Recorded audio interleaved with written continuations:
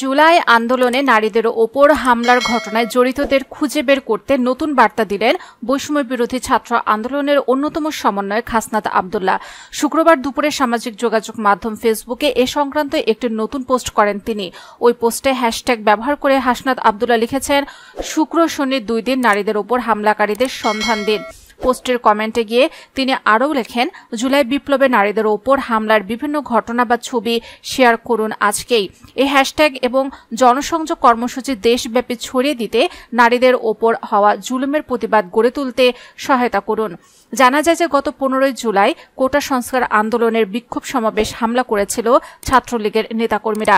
ঢাকা বিশ্ববিদ্যালয়ের উপাচার্য ভবনের সামনে ছাত্রলীগের হামলায় অন্তত 50 জন আন্দোলনকারী শিক্ষার্থী আহত হন। আহতের সংখ্যা আরও বেশি হতে পারে বলে জানিয়েছেন আন্দোলনকারী শিক্ষার্থীদের কয়েকজন। এ সময় নারী পুরুষ নির্বিশেষে হামলা চালায় ছাত্রলীগ। শুধু ঢাকা বিশ্ববিদ্যালয় এলাকায় নয়, দেশজুড়ে এই হামলা চালানো হয়। এছাড়া কোটা সংস্কারের এক দফা দাবিতে আন্দোলনরত রাজধানীর ইডেন মহিলা কলেজের শিক্ষার্থীদের ওপর হামলার অভিযোগ উঠেছে শাখা ছাত্রলীগের বিরুদ্ধে। গত 15 জুলাই দুপুরে ইডেন কলেজের বকুলতলায় ওই ঘটনা ঘটে।